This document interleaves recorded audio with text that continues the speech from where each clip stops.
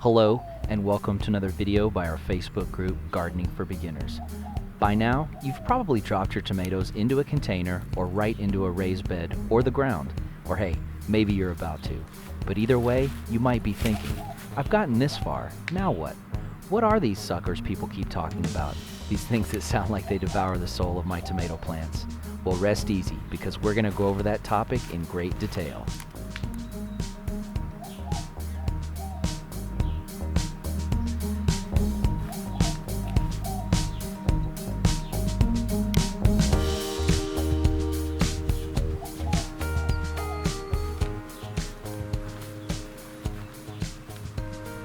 Now, a lot of folks hear the term sucker and attach a negative connotation to it.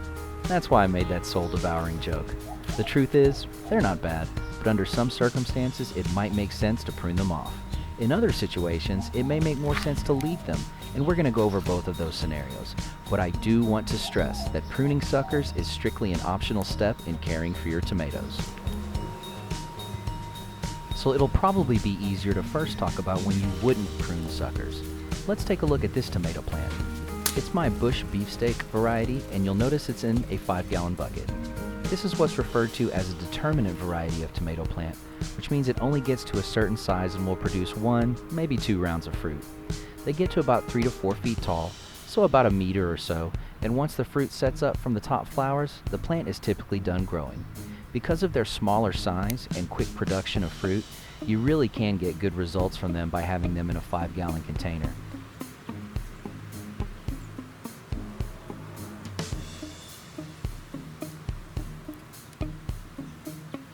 You have your main stem here, and your leaf portion which shoots out the side, and you can see this basically forms a 90-degree angle.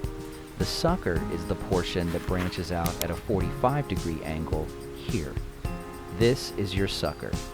So, with determinate varieties like this one, also referred to as bush tomatoes, don't remove the suckers.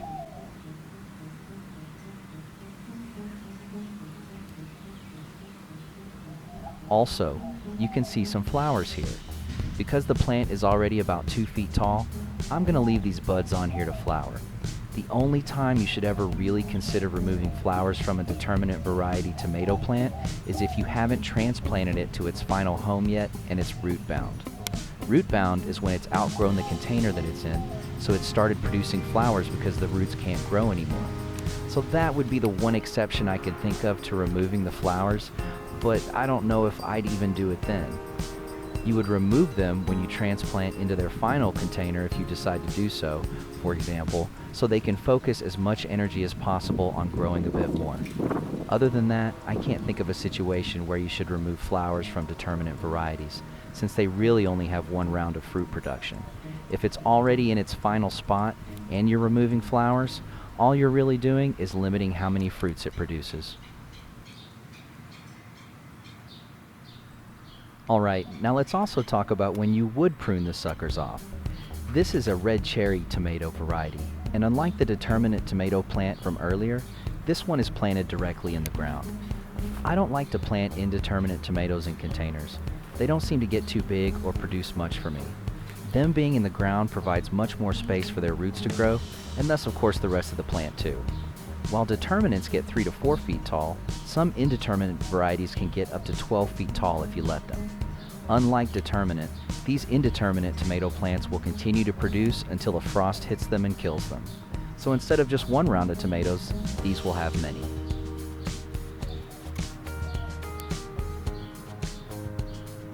Because they can keep growing, this is exactly why you can and probably should prune the suckers off.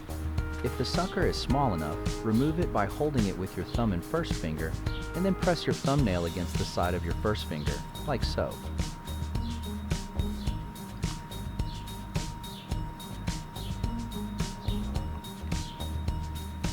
This little spot right here, where the sucker was growing from, is called the axil.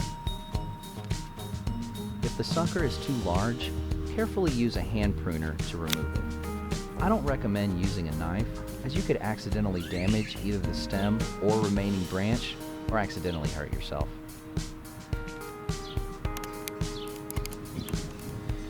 So what about the flowers? If your indeterminate plant is fairly small, I'd recommend picking the flowers off. Flowers, while they could become tomatoes, take energy away from the plant that would otherwise be used for root, leaf, and stem development. Once your tomato plant starts to take off, like when it gets about 1.5 feet tall or about half a meter, you can use your best judgment as to whether you pick the flowers off or not. All of my indeterminate tomatoes are looking really good, and a few have started to flower here and there, and I plan on just leaving them because they're all approaching 2 feet tall.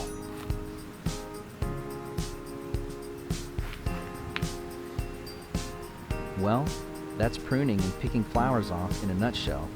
If you have a special strategy to pruning, or if you have questions, let us know in the comments. And if you enjoyed this video, please like and consider subscribing to our channel. Thank you for watching, and happy gardening.